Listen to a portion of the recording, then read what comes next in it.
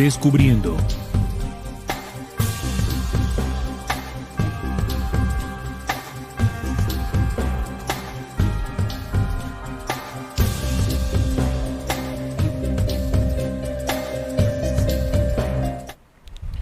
Hola amigos, bienvenidos a Descubriendo con la certeza en la búsqueda de la verdad.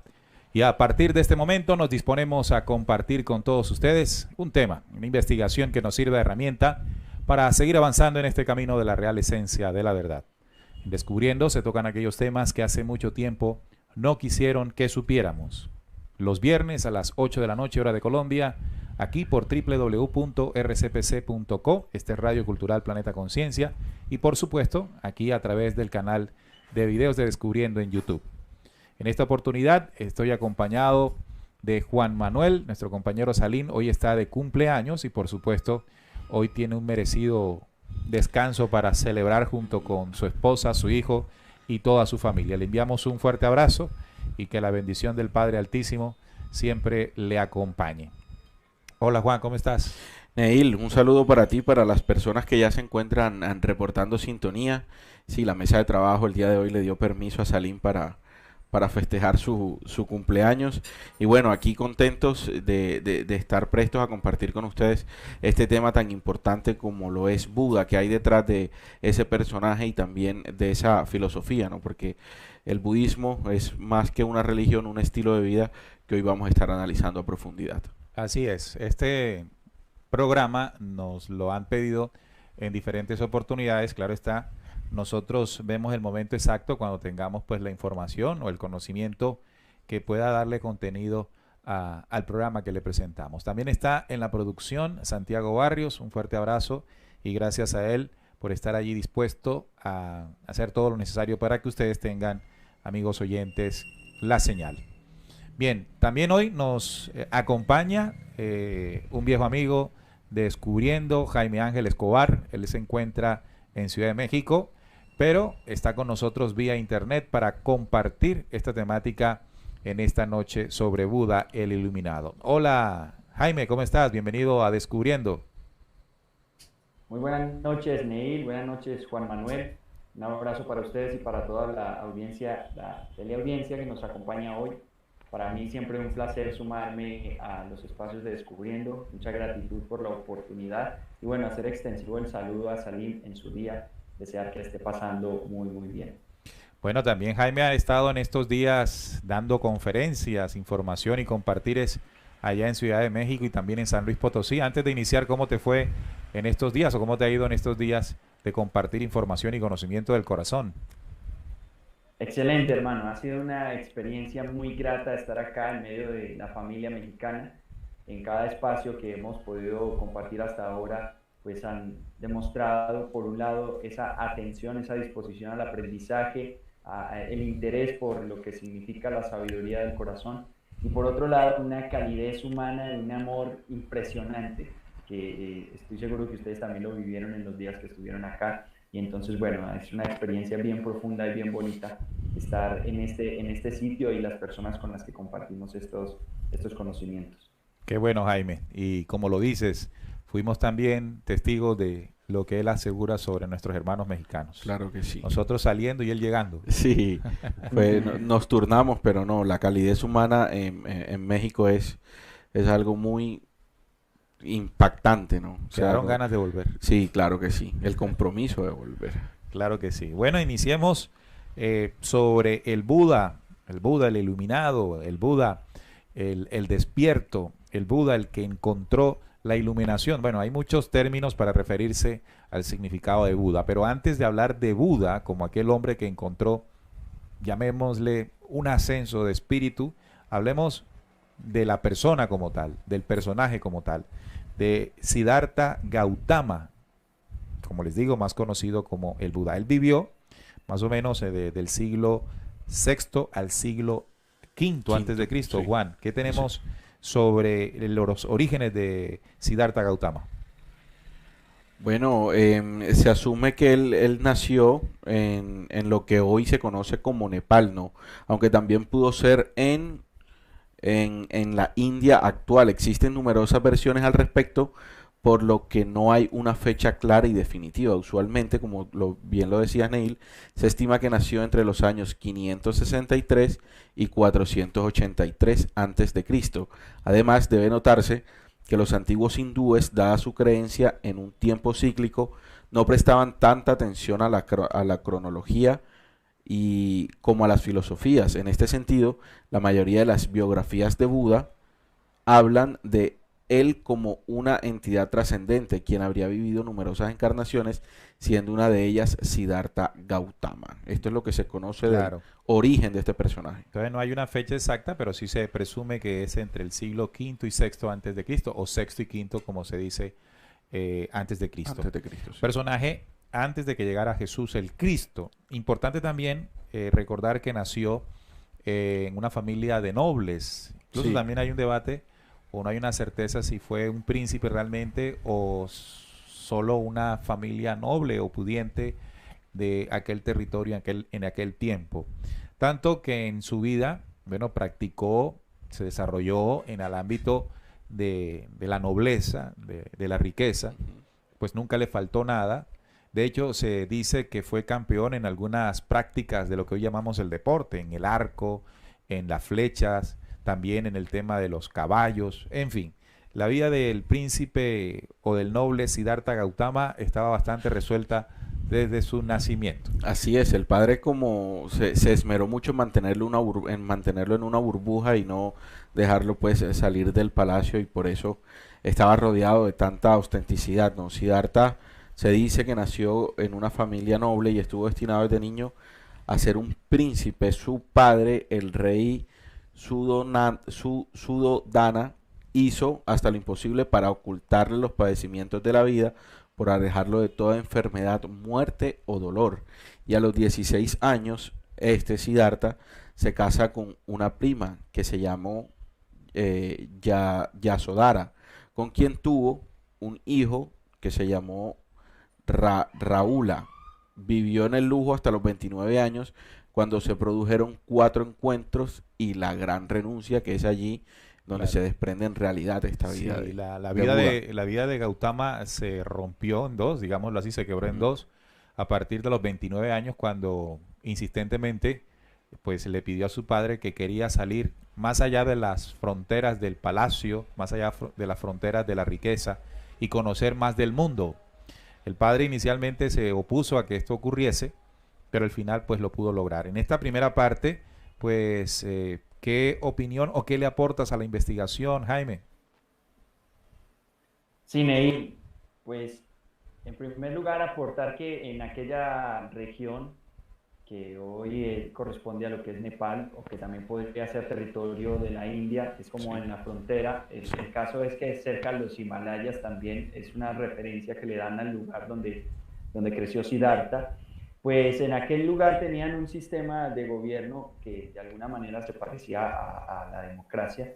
Tenían unas elecciones de quienes iban a dirigir el Estado entre las familias nobles. Y entonces su padre, el padre de Siddhartha, era una de estas personas que llegaba al poder. Pues esto estaba muy ligado también a términos religiosos, a superstición, y se dice que había una profecía para el nacimiento de Siddhartha, la cual anunciaba que iba a ser una persona muy importante dentro de la familia, que lograría grandísimas cosas, pero dentro de esa profecía se veía que su interacción o la expresión de su grandeza podía estar en dos caminos. Un camino era llegar a ser un gran emperador, quedarse en el palacio para ser un gran emperador, para ser otro de esos jefes que llegaban al poder en aquella población y ser un rey majestuoso. Pero el otro camino, dentro de la profecía que le anunciaban al padre de Siddhartha, es que podría convertirse en un gran líder religioso en las afueras del palacio. Es decir, la profecía hablaba de dos caminos. Uno correspondía a quedarse en el palacio y ser rey, y el otro correspondía a irse del palacio, y el impacto que iba a generar su grandeza estaría ligada a un liderazgo religioso o espiritual. Con base en esa profecía es que el padre de Siddhartha toma la decisión, que ya nos comentó Juan Manuel, de hacer hasta lo imposible para que él no saliera.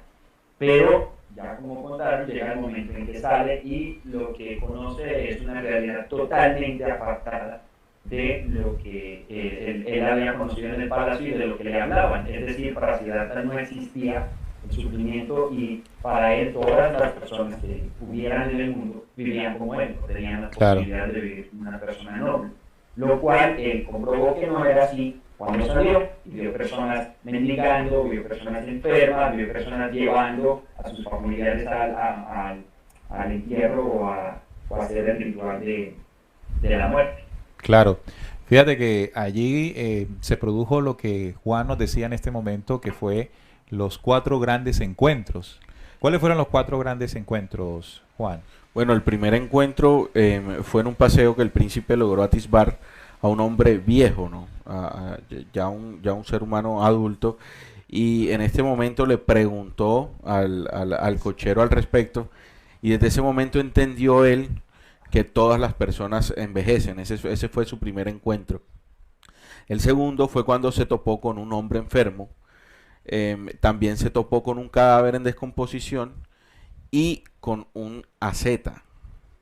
Estos 4 elementos fueron fundamentales para que Buda tomara la decisión de salir de ese reino en búsqueda de esas respuestas que le originaron, o más bien, sí, que se le originaron a través de todas esas calamidades que él pudo observar, ¿no? El hombre enfermo, el cadáver en descomposición, el hombre viejo y una asceta. El asceta o Asceteísmo. ascetismo es Ajá. una doctrina o filosofía o religión que busca por lo general purificar el espíritu por medio de la negación de los placeres materiales o abstinencia. Una de las personas que él vio pues Sí. practicaba esta filosofía. Entonces, este punto que nos está tocando Juan Manuel es trascendental hacia, bueno, lo que Buda en ese momento comenzaría a buscar después de esos 4 encuentros. Claro. La enfermedad, la vejez, la muerte y alguien que practicaba una doctrina llamada el ascetismo. Ascetismo. Bien, entonces se produce más adelante algo importante aquí y es la gran renuncia. Se unió al entonces numeroso heterogéneo movimiento hindú, los Rasmanas, renunciando a todos sus bienes, herencia y a su posición social, que era sin duda alguna envidiable. Esto para seguir prácticas religiosas y ascéticas muy comunes en el ambiente claro. en el que se movía la India.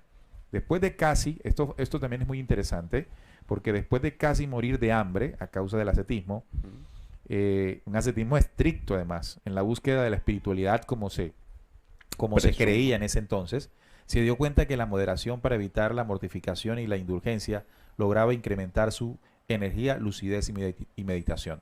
De hecho, en ese estado en el que estaba en una supuesta meditación profunda, en un estricto ascetismo, vio, dice la leyenda, vio junto al río Ganges una barca, y en esa barca navegaba una niña con un instructor que le estaba enseñando a tocar un instrumento.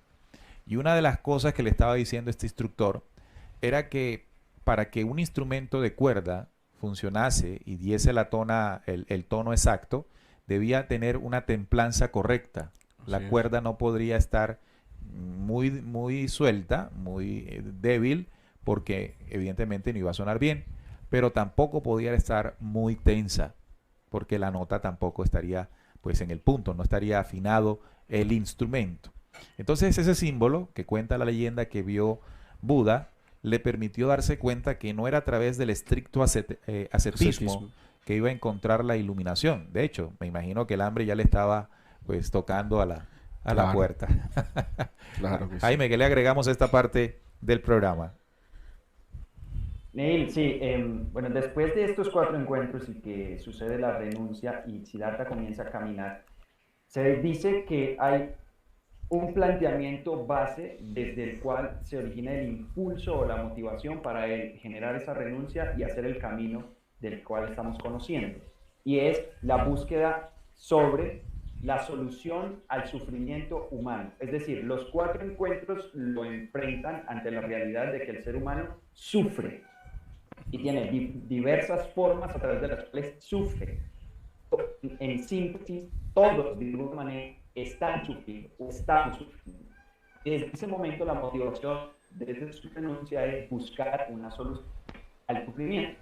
Dentro de este camino y con base en lo que enseña la religión hindú, que son una religión ligada a la doctrina dharmic, o que tiene que ver con el dharma y el karma y la rueda del samsara, entonces entra que este sufrimiento que tiene el ser humano tiene que ver con lo que llaman rueda del samsara en el hinduismo, y la solución que se plantea es lo que se llama la iluminación.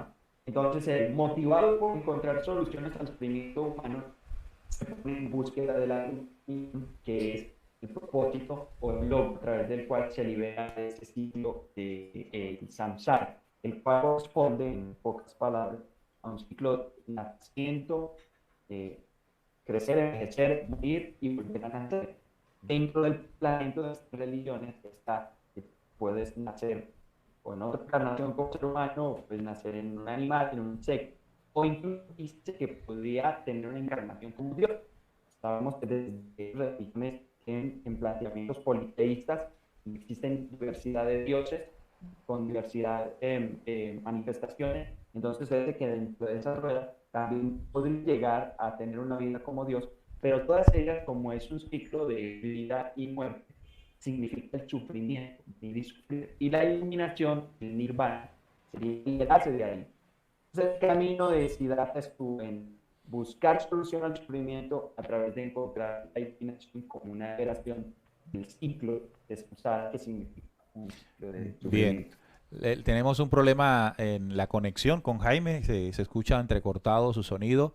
Ojalá pueda mejorar de aquí a cuando comience a transcurrir el programa para escuchar claramente su aportación en la investigación a este tema tan interesante. De hecho, fíjate que aquí los oyentes comentan, y dice Julio Gaitán, que siempre ha sido un oyente fiel, conectado todos los viernes. Dice: el Buda conoció los dos extremos de la vida hasta encontrar el centro, que es la base de su enseñanza.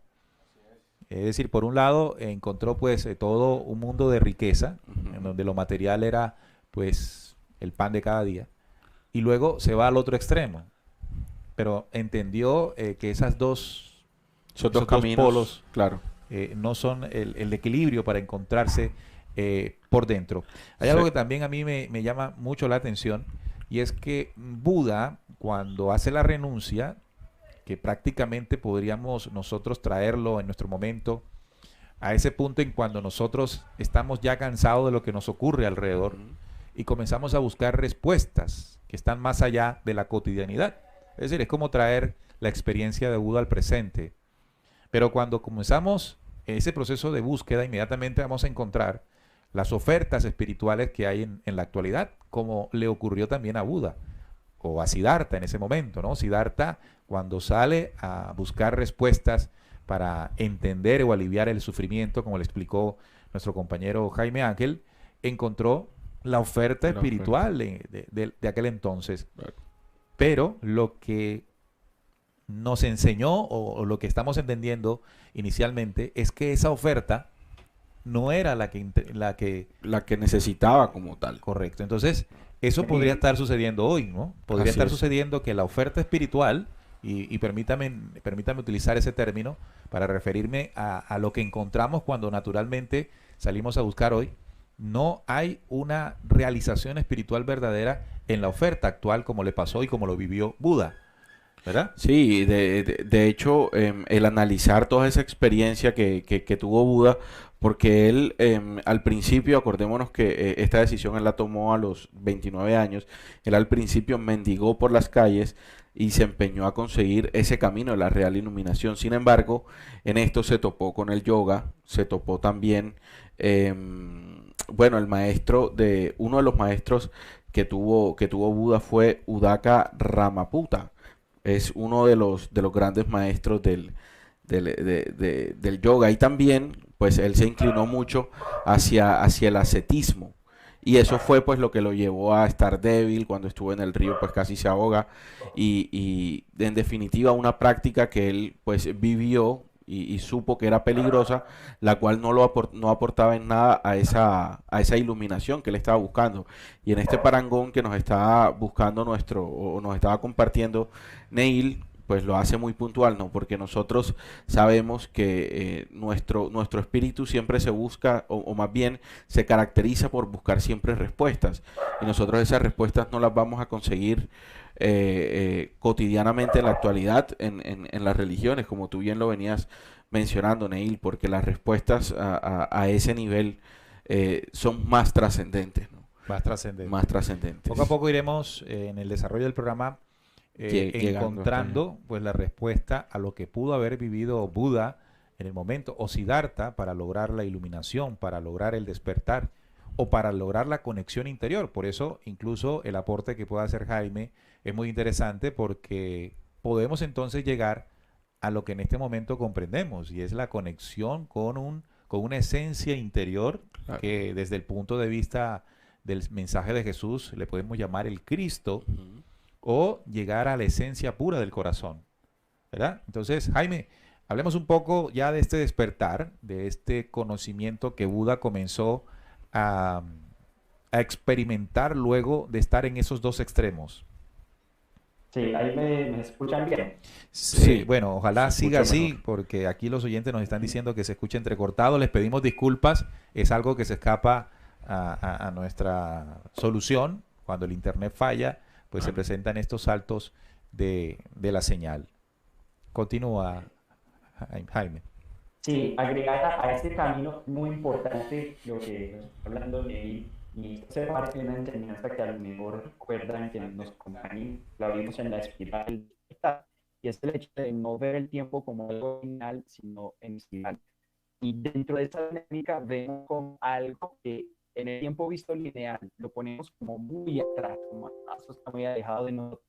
Cuando vemos de la espiral, sucede que es una enseñanza, una sabiduría que también corresponde a nuestra actualidad, como muy bien lo dijo Neil, que tiene que ver como con ese mercado espiritual. Parte de ese camino, Siddhartha encontró también a los brahmanes, y con ellos aprendió una cantidad de rituales que se hacían, o sea, son rituales que incluso se repiten en el día, hay rituales que duran 8 horas o así, hay rituales que incluyen sacrificios, etcétera. Él estuvo un tiempo aprendiendo de eso, luego de lo cual concluyó que no encontraba la lógica a través de al realizar todo este ritual llevar a la iluminación y búsqueda a la eliminación del sufrimiento humano. Entonces paso por ahí y yo veo con lo que ya sé, ¿no? Del ascetismo, de toda la experiencia con el ayuno. Qué pesar, no te Dice estamos que escuchando, Jaime, qué pesar, no te escuchamos, estás muy cerca, estás lejos del módem de internet, porque te escuchamos muy entrecortado y pues no estamos apreciando muy bien tus palabras. ¿Tú nos escuchas gracias, bien? pues, sí, yo los escucho perfecto y voy a tratar de ponerme debajo del modem.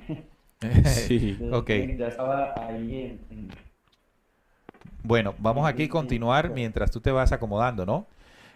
Buda meditó durante 2 semanas bajo una higuera Bodhi, una especie de árbol sagrado en la localidad de Bodh Gaya, cerca a Benares o Varanasi, para encontrar el conocimiento de su existencia o de sus existencias anteriores, Ujú. alcanzar el conocimiento de la muerte y el renacimiento, superar las tentaciones de Mara. Mara vendría representando como el mal, El ¿no? mal, sí, sí. Todo lo que El nosotros demonio hacemos. de las pasiones, por decirlo de otra forma. Gracias a ello logró ser libre del aferramiento a las presiones, pero sin represión de esta. Entonces, aquí hay un componente que quisiéramos resaltar, porque la idea con el programa es extraer información, conocimientos que nos puedan ayudar a entender pues quién era originalmente Buda, pero luego de esto poder aprovechar conocimientos que nos ayuden a nosotros en este despertar, en este descubrir y despertar. Aquí lo que entiendo es que duró un tiempo en el que trabajó para revisarse por dentro. Es decir, la auto-observación Observación. a través de lo que tradicionalmente conocemos como la meditación. Ujú. Más adelante vamos a aclarar un poco, porque así como Jesús, el Cristo, llega a nosotros a través de la religión, es decir, distorsionado el mensaje, agregándole al mismo religiosidad, misticismo y Sí, todo sí, aquello. claro. No escapa de la misma situación Buda. Buda o el mensaje de Buda. Es decir, que así como que hay que limpiar el mensaje de Cristo de la religiosidad y de la manipulación que ha sufrido, téngalo por seguro que el budismo, que es lo que hoy arropa las enseñanzas dejadas por Buda, también hizo lo mismo que lo que se hizo en el cristianismo con el mensaje de Jesús. Muy bien, y también me gustaría aclarar algo, ¿no? El término Buda hace referencia a seres iluminados o a seres que alcanzaron esa iluminación. No existe un Buda, existen varios. Son muchas personas que han alcanzado la iluminación, sobre todo en pues en ese espacio geográfico del planeta. Y a esas personas se les conoce como Buda. Entonces, cuando nosotros nos referimos a Buda, estamos hablando del personaje de Siddhartha Gautama, que él alcanzó ese nivel de budismo, ese nivel de Buda, a través de Ese lo nivel de que, elevación. de elevación, exacto, a través de lo que Neil muy bien nos estaba explicando, ¿no? Que estaba en una higuera y pues allí se tardó unos días para adentrarse en sí y saber, o más bien encontrar esa conexión o eso que ellos llamaron la iluminación. Eso se refiere el término Buda. Claro, al final de todo este proceso de ascetismo supo que había llegado a un estado de no retorno, es decir, mundialmente conocido como el nirvana, El nirvana, sí. eh, donde cesa el sufrimiento. Ujú. Nirvana es encontrarse consigo mismo para eliminar las pasiones, en lo que acá se le conoce como Mara, Mara, sí. ¿verdad? Y en ese momento no es posible describir con palabras, por tanto, tras alcanzar la iluminación, en dicho estado de nirvana, decidió o dedicó su vida a propagar sus conocimientos a través de acciones. Se comenta que a partir de esos 29 años Ujú. y en un proceso como hasta los 40, comenzó a hacer esa interiorización, pero luego se dedica a caminar gran parte de su región para compartir lo que él había descubierto. Claro. Pero fíjese que la transmisión de lo que él aprendió estuvo lejana a lo que tradicionalmente se compartía como información y conocimiento espiritual allí en la India. Mucho después se conformaron, se agruparon estas enseñanzas y se creó lo que hoy llamamos el budismo. Jaime, ya estás con nosotros nuevamente. Acá estoy, Do- escuchando. Ok, vamos Sí. a intentarlo nuevamente en aquella parte que nos compartías que no podíamos o no pudimos escucharte bien. Ok, bueno, retomando un poco, decía que una de las experiencias que tuvo Siddhartha en su camino tuvo que ver con los brahmanes, los rituales que ellos realizaban e incluso sacrificios, lo cual Siddhartha cuestionó. Esto es otro elemento importante para rescatar, es el hecho de cómo Siddhartha cuestionaba todo lo que se metía, todo lo que le decían. Él lo probaba, lo practicaba, pero nunca dejaba de cuestionar, nunca se apegaba a una de esas enseñanzas que recibía. Entonces, por eso salió de los brahmanes, llegó al ascetismo, hizo lo del ayuno.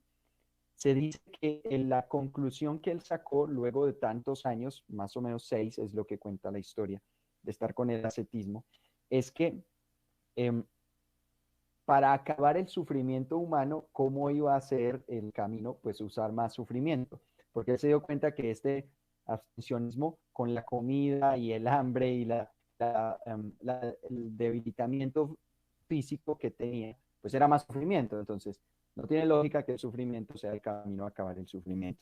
Y lo dejaba también. Pero así como no se casaba con las enseñanzas, también iba rescatando de cada una de ellas lo que podía, lo que él sentía que le ayudaba a llegar a este punto de iluminación. Por eso llegó a sentarse debajo de ese árbol donde desarrolló una profunda meditación que duró varios días para encontrar los principios sobre los cuales encontró también la misión luego, es decir, dejó de buscar cuál era la solución para dejar de sufrir, y con lo que había encontrado en esa meditación, que tal vez más adelante lo tocaremos en sus bases, salió con esa misión de enseñar a otras personas eso que había encontrado. En cuanto a lo que dijo Juan Manuel, también agregar que se habla de que son 29 Budas dentro de esa filosofía del budismo. Y Siddhartha es el número 28, que se pensaría que no, entonces Siddhartha fue el primero y han habido más Budas después. No, lo que se plantea es que son 29, que Sí, Siddhartha fue el sí. 28. O sea, hubo otros personajes que lograron ese nivel antes que él, pero fue Siddhartha con quien inició lo que conocimos como budismo. Y el Buda 29 es un nombre así como Maitreya, pero es más como una profecía de que llegará otro Buda y ellos como que lo están esperando, pero no han llegado. Entonces estamos ahí como en la historia del Siddhartha. Sí. Entonces, fíjate, hay algo importante allí y es que no se quedaba con lo que, bueno, le presentaban inmediatamente. Ese espíritu es muy importante o esa iniciativa es muy importante para lograr entonces ir haciendo discernimiento y lograr encontrarse poco a poco uno, ¿no? Me llama también la atención lo que tú lo dijiste al principio, Juan Manuel, no podemos hablar del budismo como una religión, o no deberíamos hablar del budismo como una religión, porque estamos hablando de las experiencias que habría experimentado y que habría compartido un hombre como cualquiera de nosotros en esa necesidad de encontrarse, Así es. de resolver el sufrimiento, que es una de las profundas necesidades de la raza humana. Pero cuando nosotros, por ejemplo, vamos a Bodh en la actualidad, vamos a ver el supuesto árbol donde se sentó Buda. Buda por un tiempo para encontrar la iluminación. Entonces, alrededor de él hay pues todo una especie como de lugar especial o sagrado, porque allí el Buda logró lo que trascendió a pesar de los siglos, ¿no? Entonces, la actitud, lo que ha hecho el ser humano con estas enseñanzas y con el propio Buda, por ejemplo, Jaime nos dice que han habido 29. Es decir, que es un proceso que cualquier ser humano puede lograr en la medida en que practique este mecanismo u otros, porque no es uno solo. No es exacto. Buda encontró el propio Ujú. para encontrar la iluminación, para encontrarse consigo mismo. Entonces se convierte ese evento, esos hechos y esas enseñanzas en algo que está más relacionado a una religión. Lastimosamente, entonces, Sí, el ser humano tiende a percibir estas enseñanzas espirituales con el tiempo de esa forma. Jaime. sí, es que ahí está preciso para agregar, y además con lo que dijiste hace un momento de que esto es una enseñanza, es necesario limpiarla también de lo que se convirtió en algo religioso y doctrinario.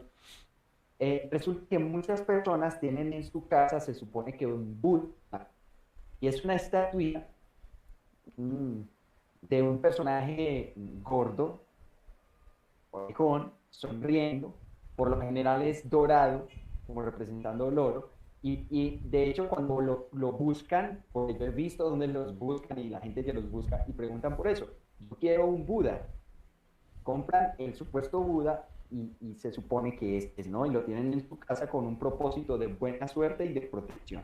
Pues bien, esto es toda una confusión, porque el supuesto Buda, ese gordo que mucha gente tiene en la casa y cree que es Buda, pues no lo es. Este se llama Hotei. Eso que tiene en la casa se llama Hotei.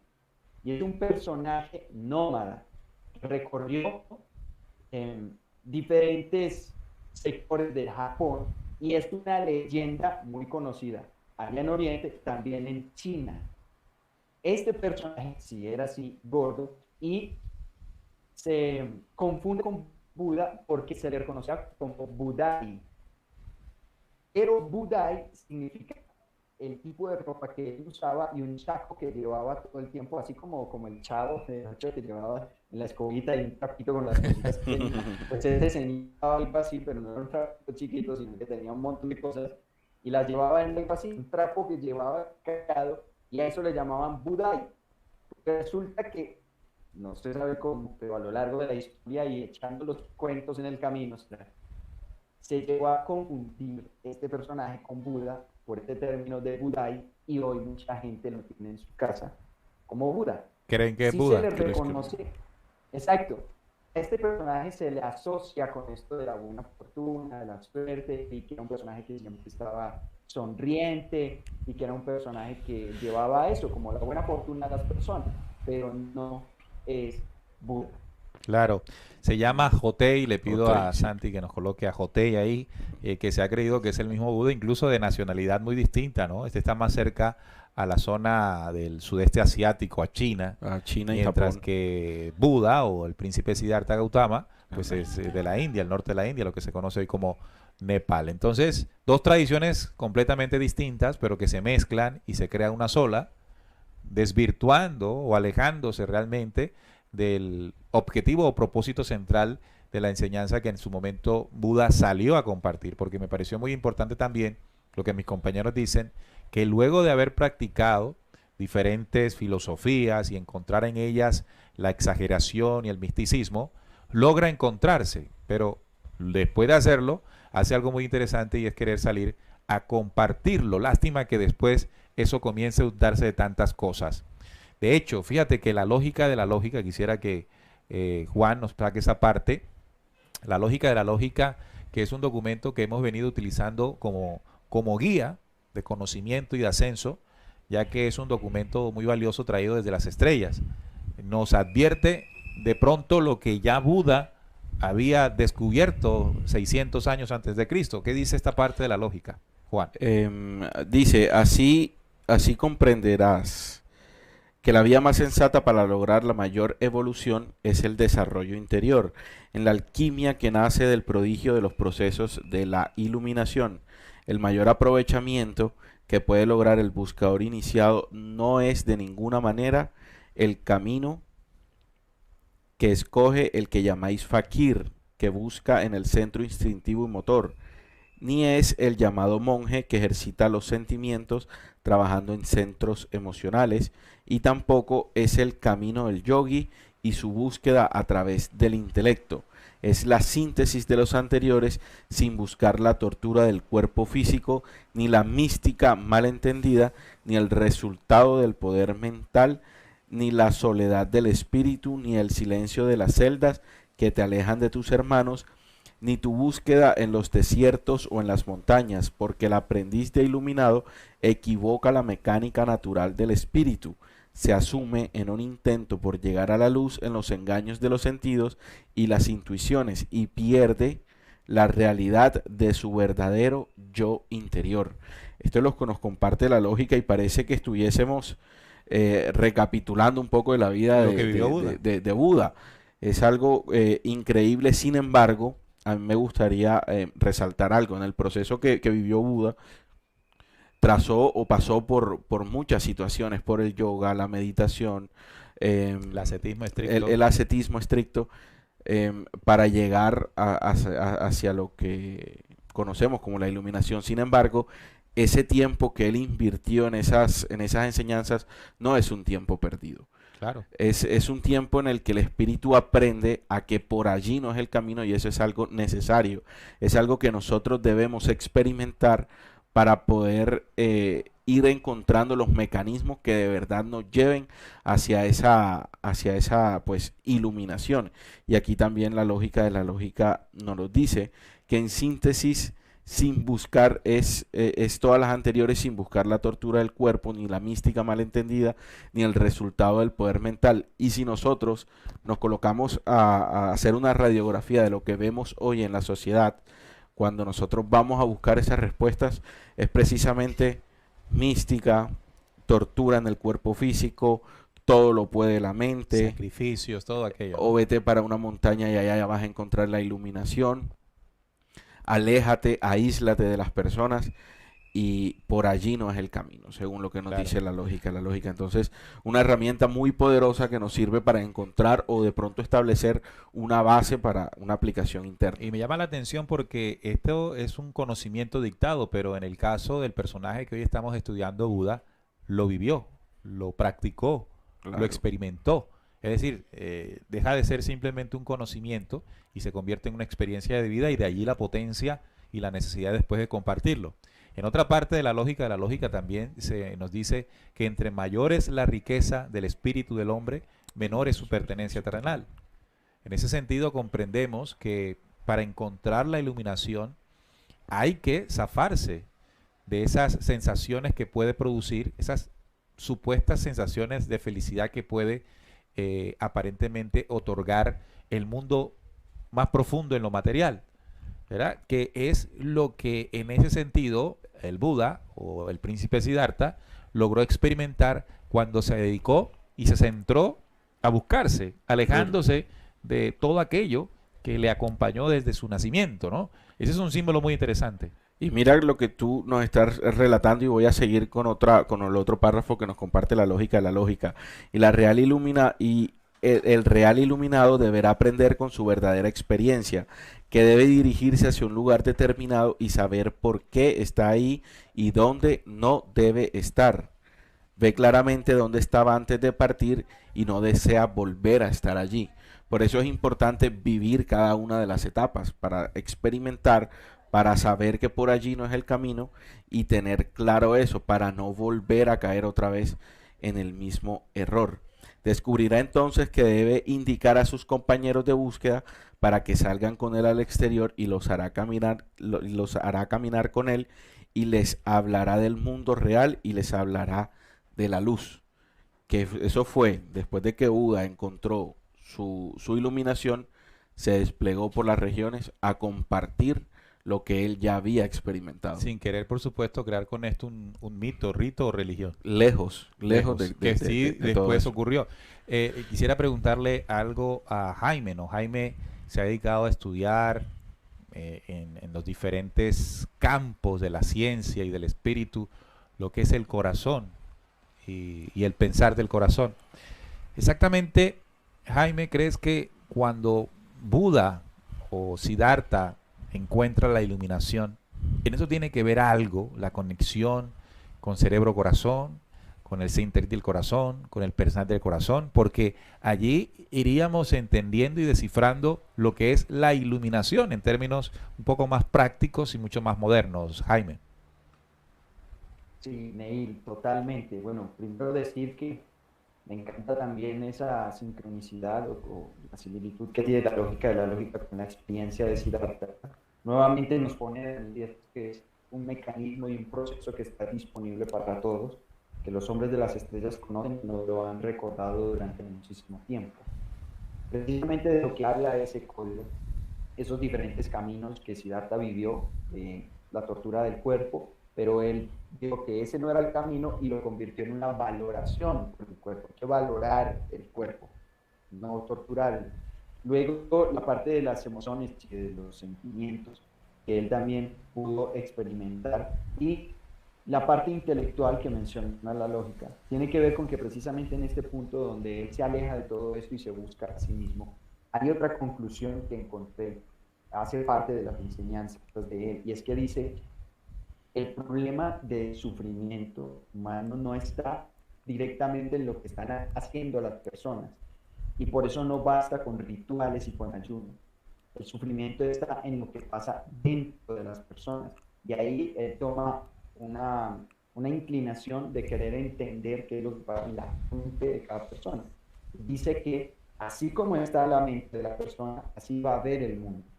Luego, siguiendo ese camino y queriendo entender la mente, lo que él encuentra en esos días de meditación como parte de la respuesta es que cada persona lo que construye en su mente es un sentido del yo, del ego o de la individualidad, que es a raíz de lo cual produce el sufrimiento.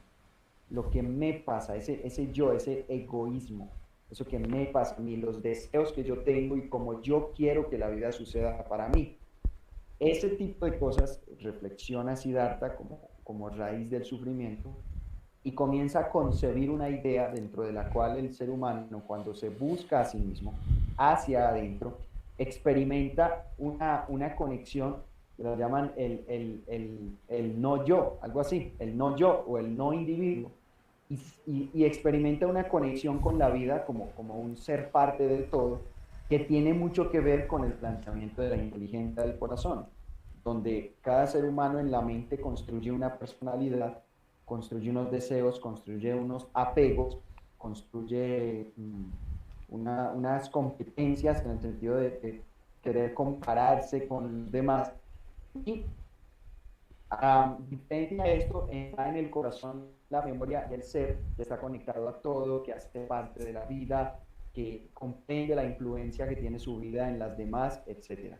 Por lo tanto, está muy ligado el hecho de que Siddhartha encontrara esa forma de desligarse de la experiencia netamente personal e individual y encontrar una conexión interior con algo superior, que es donde él dijo, bueno, esta liberación del samsara y esta liberación del sufrimiento ocurre a través de la conciencia que toma el ser humano sobre sí mismo. Y desde ahí surge el planteamiento de lo que llaman las 4 nobles verdades, o las 4 verdades del budismo, que ustedes deben tener algo ahí al respecto. Sí. Y es necesario tocarlo, y cuando lo planteemos, ahí viene otro enlace con lo que es la inteligencia del corazón. Vamos con eso primero para hacer la conexión, ¿te parece, Jaime? Exactamente. ¿Lo tenemos, Juan? Sí, las 4 nobles verdades, como lo compartía nuestro compañero Jaime, son: la vida incluye el dukkha, la vida es imperfecta y existir es convivir con la insatisfacción y el sufrimiento, que son universales. Esa es la primera verdad, ¿no? La segunda, el origen del sufrimiento es trasna. El sufrimiento de la vida se origina en el deseo, el anhelo, el ansia que causa los sentidos o el placer sensual, y la creencia de que alguna acción nos llevará a la satisfacción de dicho deseo. Por ello es una ilusión, pues el yo es una ilusión de la mente. El tercero, existe el cese del dukkha. El sufrimiento cesa con el abandono de los deseos, lo cual se logra enfrentando la vida como realmente es y comprendiendo las causas del sufrimiento propio como algo que anida en nosotros. Y por último, el cuarto, existe un método para extinguir el sufrimiento.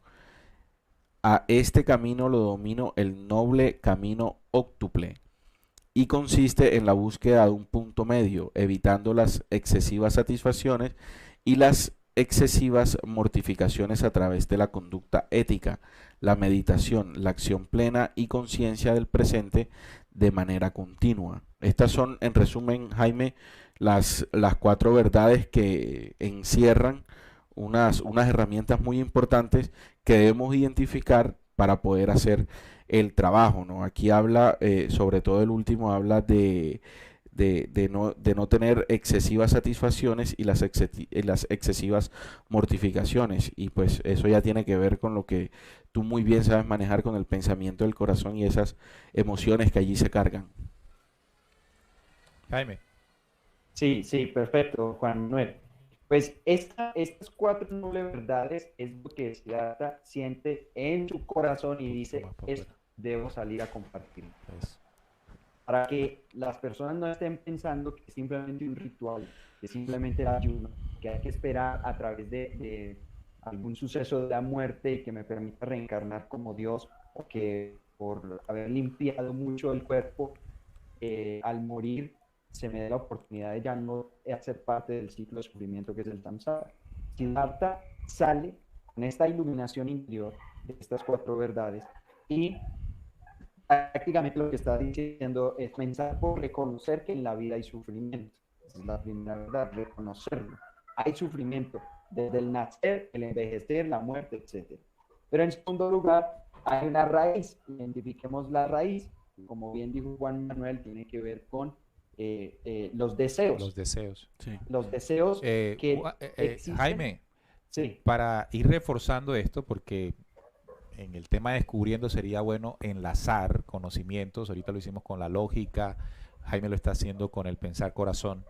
Pero cuando hablamos de las sensaciones y los deseos, inmediatamente tenemos que recordar la manipulación ocurrida al Adán, sí. Que se narra en el libro secreto de Juan. Es decir, cuando los 365 demonios que allí se narran comienzan a manejar o a tratar de controlar el cuerpo psíquico, dominan las sensaciones y las sensaciones y las emociones. Y las emociones, Sí.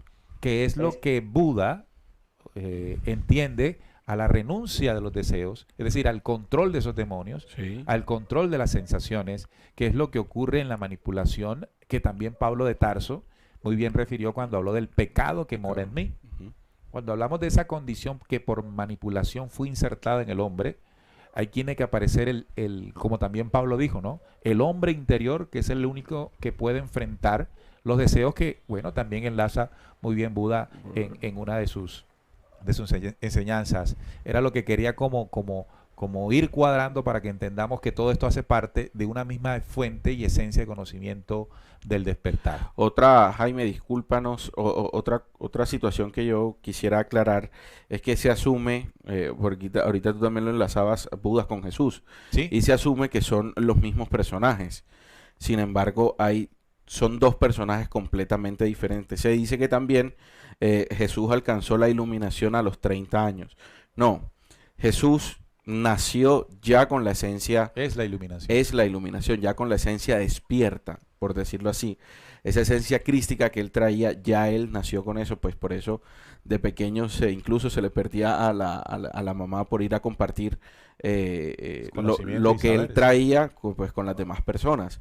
Él ya traía esa condición y Buda La pues logró. la logró a través de todo lo que nosotros estamos aquí compartiendo. Son dos personajes diferentes, son dos épocas completamente diferentes y nos relatan situaciones también diferentes. Era para aclarar, Jaime, ahora Sí, sí. ese aporte es muy bueno. Jaime.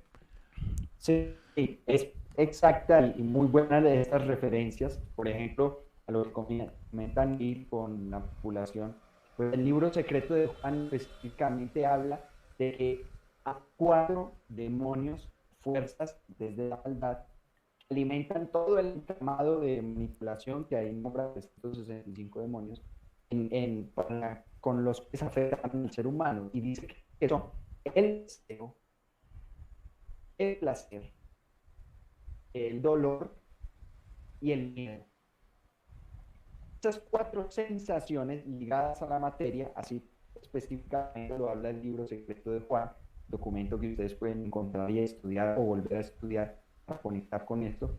Dice que ahí está el alimento de toda esta manipulación que afecta al ser humano. Entonces cuadra perfectamente con esta reflexión que hizo Buda, con esta respuesta que encontró en su meditación, y que está en esta segunda verdad donde él dice, esta es la causa, hay que identificar. Entonces, primero reconocemos que hay sufrimiento, segundo vemos que hay una causa. Tercero, el planteamiento es, si identifica causa, hay que extinguirlo, pues extingo el sufrimiento. Listo. Si está en este deseo y en esto que ya hemos mencionado, y esto es lo que está ligado al ego o a esa personalidad individual, separada y material que las personas conciben en su mente, entonces al trabajar sobre esta, me libero del sufrimiento.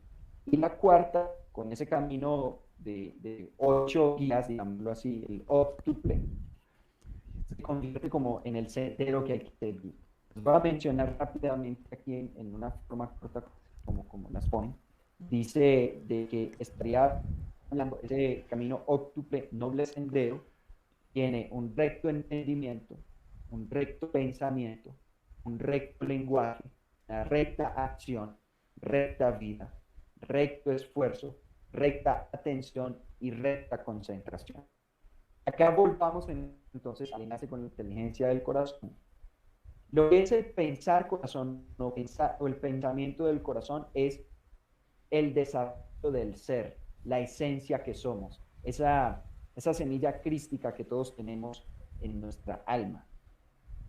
Si analizamos bien, este camino óptuple está hablando sencillamente del desarrollo de lo que somos, las virtudes humanas, nuestro pensamiento, nuestro entendimiento, nuestra acción, nuestra palabra, nuestra capacidad de atención, de concentración, de poner la voluntad en algo. Eso es lo que nos compone, son nuestras virtudes, cualidades.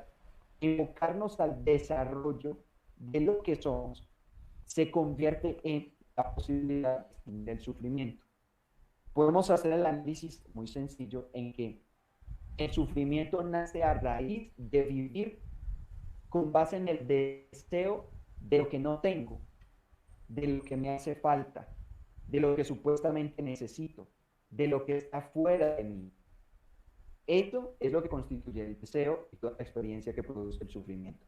Mientras que lo que en la cuarta verdad plantea Buda es el enfoque, es el reconocimiento, es el valorar y el trabajar todo lo que ya soy, todo lo que ya está por dentro, todo lo que viene en mi esencia, todo lo que compone mi experiencia humana. Entonces es cambiar el enfoque desde una vida fundamentada en lo exterior para lograr lo que está afuera, a una vida fundamentada en el interior, es decir, desarrollar lo que soy por dentro. Sí. Esa es la inteligencia del corazón, un constante reconocimiento de lo que soy y a este proceso se dispone todo lo demás, mis pensamientos, mis acciones, todo dispuesto a ese desarrollo interior. ¿Cómo nos enseñó esto Jesús? En su mandamiento. Cuando nos invitó a que el primer mandamiento es amar a Dios sobre todas las cosas y hacerlo con todo el corazón, hacerlo con todas las fuerzas, hacerlo con todo el cuerpo, hacerlo con toda la mente, podemos decir que está haciendo un resumen a esta cuarta verdad de una. Desde el amor que soy yo y del reconocimiento de ese Padre que habita en mí, por eso él dice con el corazón, con la mente, con mis fuerzas, con mi cuerpo, ese amor desde mí se convierte en una moral, se convierte en esa palabra que tiene aquí, el correcto. El correcto es que yo dé lo mejor de mí, en mi palabra, en mi pensamiento, en mis acciones, etc. Entonces, para mí me parece fundamental esa parte del desarrollo de lo que soy, como la guía de la iluminación que nos brinda Buda y que está ligado a Jesús y que hoy en día habla como la inteligencia del corazón. Excelente. Una inteligencia, una sabiduría fundamentada en el desarrollo de lo que soy, de mi esencia y de mis virtudes. Excelente, Jaime. Fíjate que ahí inmediatamente comenzamos a hacer los enlaces de los diferentes conocimientos espirituales, enseñándonos esto que no podemos satanizar. Normalmente, bueno, nos han enseñado que si estoy en la religión, lo único que existe o sirve o es verdadero es sobre Jesús o sobre Jehová, bueno, en fin, cualquier cosa de esta. Si estoy en el budismo, entonces no voy para otro lado porque entonces resulta que por allá no es. Es encontrar y entender a través de la investigación, de la búsqueda, la lectura, los conocimientos que fueron esparcidos a lo largo del tiempo y que seres humanos también, como es el caso de Siddhartha, experimentaron, ¿no?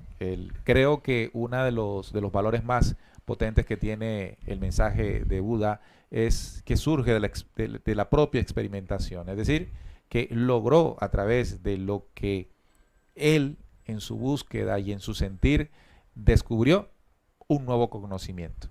Vamos a abrir un poco el chat para nuestros oyentes. Julio Gaitán dice, el buscar el centro es el conocimiento de ser lo que somos, en espíritu, no en la carne o en la materia. Por eso la lucha no es contra carne y sangre, sino en espíritu, nuestro origen.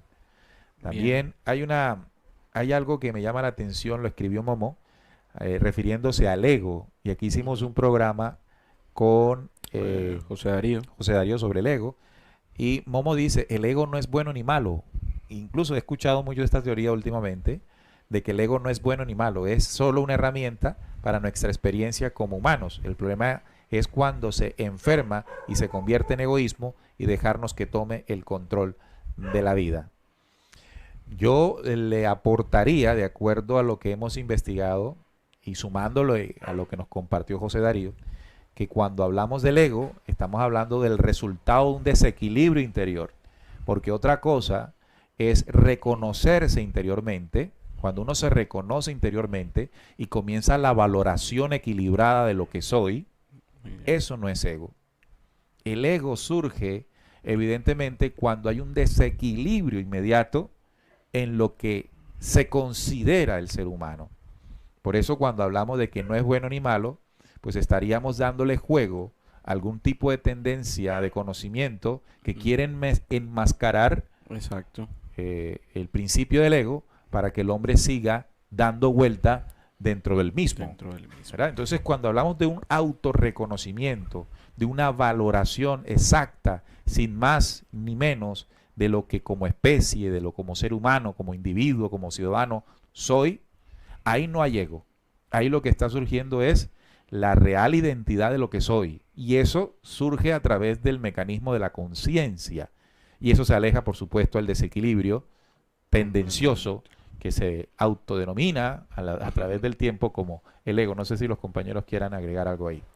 Sí, no, definitivamente no es jugar con esa sensación, con esa emoción, porque el ego es algo que nace y que siempre quiere sobresalir. Y no es mantenerlo dominado, es en la medida en que nosotros vayamos haciendo nuestro trabajo interior, en esa medida va desapareciendo esa emoción, ese yoísmo, ese egocentrismo que, como tú bien decías, no es preponderante en nosotros, nos caracteriza mucho en cierta medida, sobre todo cuando hemos estudiado, cuando hemos pasado por diferentes universidades, carreras o incluso filosofías y religiones, pues se nos sale el ego. El ego, Y claro. eso pues nos divide y ahí jamás vamos a Eso encontrar es esa una iluminación. valoración, es una valoración irreal del yo. O sea, Irreal. el ego Así es. no está reflejando un conocimiento real de lo que somos, sino una fantasía Fantasía total. de lo que realmente no somos. Ahí también un comentario, Omar Villalba nos dice, la única persona que se iluminó en Occidente fue San Francisco, hermano Sol, hermana Luna. Bueno, San Francisco tuvo una historia parecida, Muy más o bonita menos, también San Francisco, a lo sí. que tuvo Siddhartha. Él fue también muy privilegiado, nació en cuna de oro, como se dice aquí en Colombia. Sin embargo, él también ¿Renunció? renunció a todo eso y se enmarcó en un camino pues que ya la religión católica lo colocó como un buen ser humano. Y distorsionó también Y porque distorsionó creó mucho. la famosa orden Orden franciscana, franciscana, que sí. pues que no, estoy muy seguro que no está ni cerca de lo que practicó realmente Francisco. Sí, yo estudié de hecho en un colegio franciscano pues Bueno, toda mi vida claro. y sé cómo son esos comportamientos y también tuve la oportunidad de investigar un poco sobre este personaje y pues me doy cuenta que alcanzó la iluminación, por decirlo así, pero también tuvo ese mecanismo de Buda, ¿no? Se despojó de todo y se atrevió a buscar esas respuestas que dentro de las comodidades nunca iba a encontrar. Y Claro. bueno, eso es lo que palabras más, palabras menos, también el Cristo nos enseñó como el Bueno. camino real. Diana Zambrano nos dice, gracias chicos, muy interesante tema. Saludamos también a Lili Montes, que la encontramos allí, diciendo solamente Jesús es la persona que ha contenido el Cristo en su totalidad, El Cristo, claro, porque es el Cristo. puede Cuando ser. hablamos de la totalidad, hablamos de que sí, en la pregunta que nos hace Lili, porque es la encarnación de Cristo en la tierra, Ujú. sin que esto se vea, como la iglesia quiso proponerlo, como una deidad encarnada, porque creyendo que es deidad encarnada comienza la adoración y se pierde el propósito y objetivo real de la encarnación del Cristo, y fue mostrar al hombre la imagen real, para Así que es. éste, observando, estudiándola, pudiese entender que existe otra condición muy diferente a la que tradicionalmente pues nosotros hemos visto en esta dimensión. Miriam Cano también nos saluda, nos dice, muy bueno los 49 códigos de la lógica de la lógica. Bueno, Miriam, nosotros hicimos referencia a la lógica de la lógica que escribió Enrique Castillo. Esa está en un solo texto, Bueno, escribió en- por un contacto extraterreno, por ¿no? un contacto extraterreno, No es exactamente. escrita o autoría de él. No es autoridad de él, exacto. Fue un contacto extraterreno y Enrique lo que hizo fue plasmar en letras lo que a él le decían. Sin embargo, cuando nosotros nos ahondamos en la investigación, nos podemos topar con una lógica de la lógica de 49 códigos. Esta lógica no o tiene muchas diferencias a la lógica original, lo cual pues le quita un poco de poder y le quita muchos mecanismos reales que desde el contacto extraterreno de carácter positivo, evidentemente, quisieron que nosotros tuviéramos en cuenta. Entonces, en esos 49 códigos se le añaden unos escritos y también se le quitan otros, y es ahí en donde hemos identificado que hay mucho peligro ahí. Así es, Entonces, la lógica no está estructurada en 49 estructurada, códigos, sí. es un solo texto que tiene varios párrafos y que luego se le agregó por parte de alguna organización unos elementos, se les quitó otros, se les colocó en diferentes órdenes y bueno, y cambia el sentido. Creemos nosotros que si se transmitió un mensaje estelar, se tiene que dejar tal cual se es. recibió, Claro. ¿verdad? Esto sería interesante. Bueno, vamos a ir cerrando el programa, muchachos, pero quisiera que cada uno de nosotros le entregara una herramienta que en la enseñanza o en la práctica de Buda pueda ser comprendida por nosotros hoy y sobre todo practicada, ¿no? Jaime, de todo lo que Buda pudo haber expresado y tú has estudiado o tú has estado cerca de esto, ¿considera que es una herramienta importante para lograr hoy nuestra iluminación? Entendiendo que no es solo para algunos, sino que es el propósito que en este momento y necesidad que en este momento tenemos como humanidad. Claro, personalmente siempre he hablado mucho de los procesos de reflexión. Para mí es fundamental que como seres humanos comprendamos la relevancia que tienen los diálogos interiores, el mirar hacia adentro y dialogar con nosotros. Y lo podemos ver en Siddhartha, las diferentes ocasiones que él reflexionó, cuestionó lo que estaba viviendo, pensó sobre ello y sacó conclusiones que le permitieron avanzar. De hecho, el momento de la gran meditación, donde encuentra las respuestas y luego él sintió era lo que debía compartir. Gracias a esto, es un proceso de reflexión que también conocemos como acción. Entonces, ahí hasta hincapié me parece importante rescatar ese elemento, porque nunca dejó de meditar.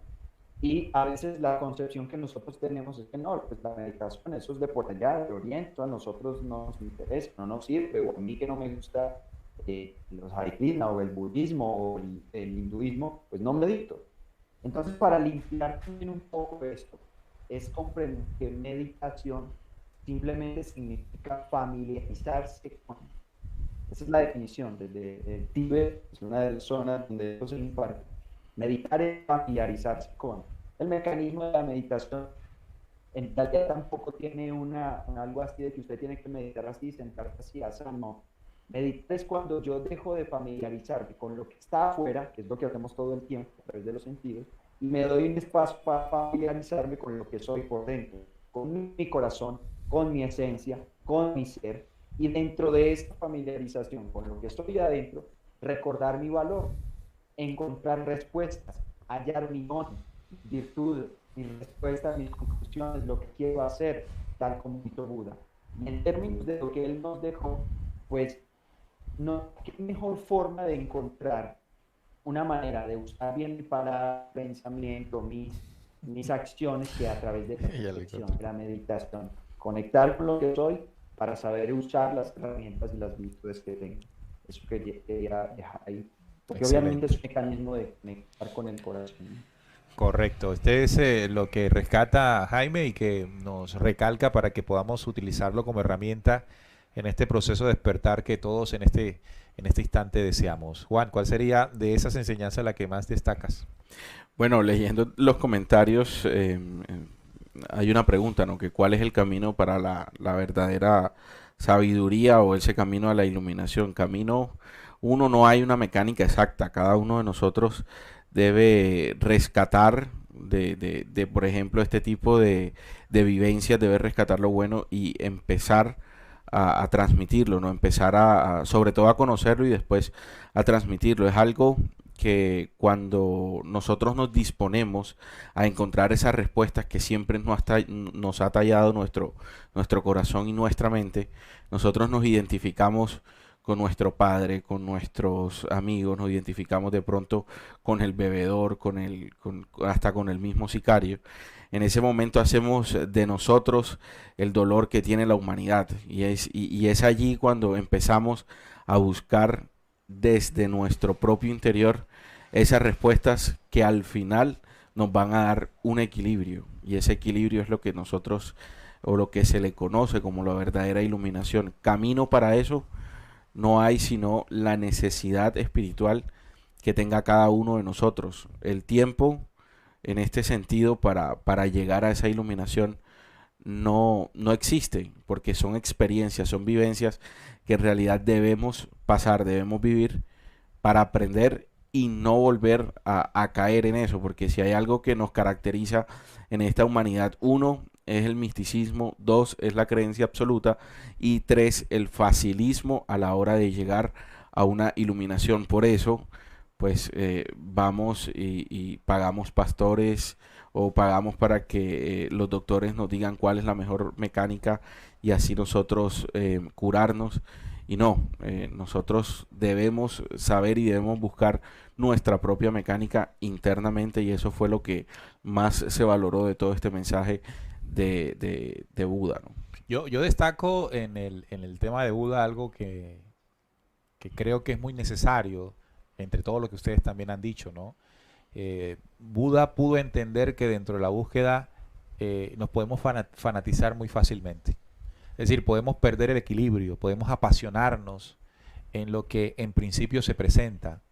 Pero cuando somos capaces de entender que dentro de toda esa oferta espiritual que se nos otorga, hay ciertos elementos que lo que hacen realmente es distanciarnos, porque nos colocan en adoración y en búsqueda de cosas externas, a pesar de que se está hablando de espiritualidad.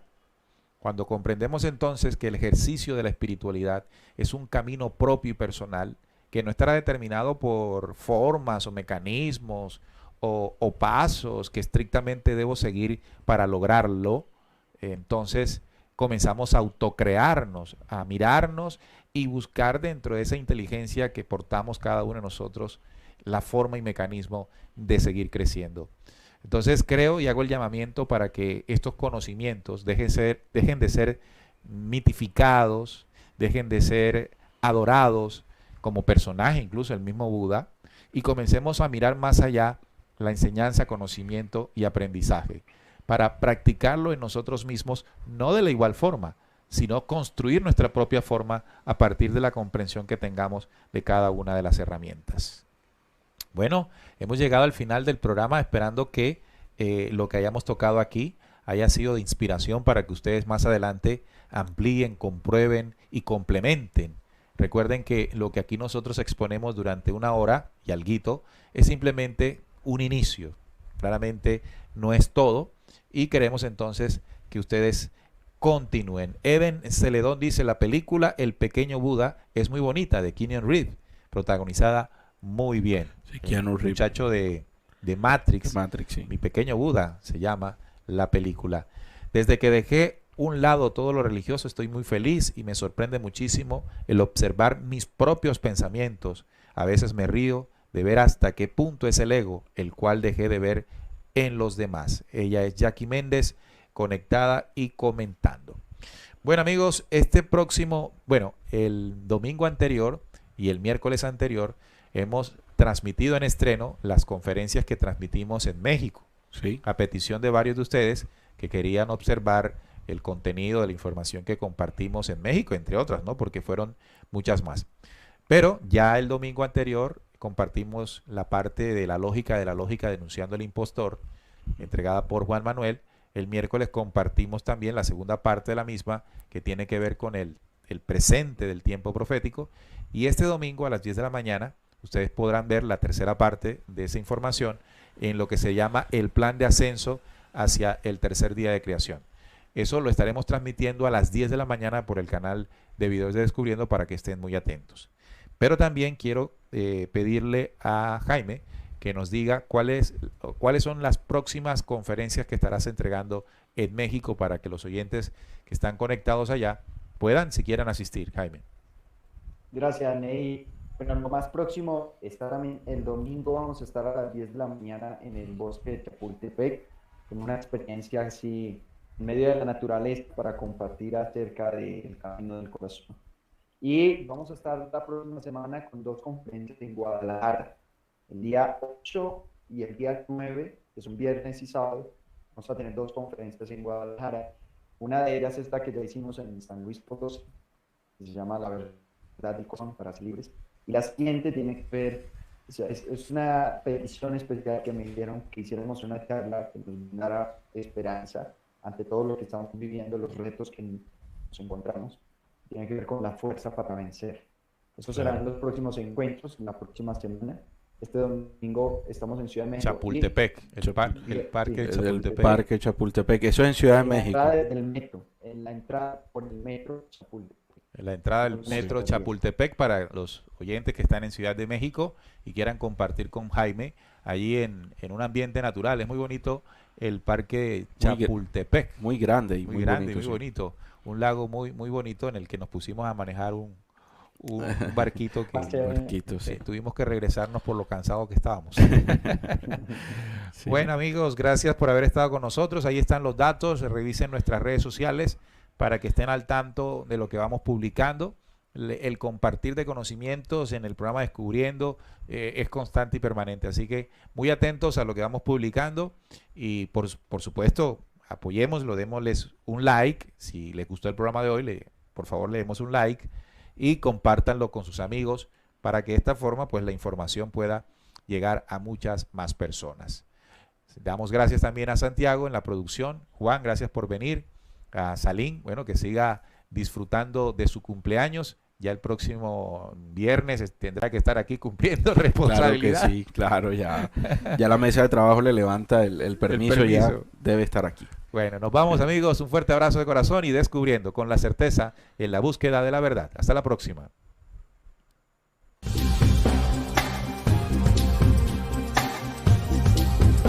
Descubriendo.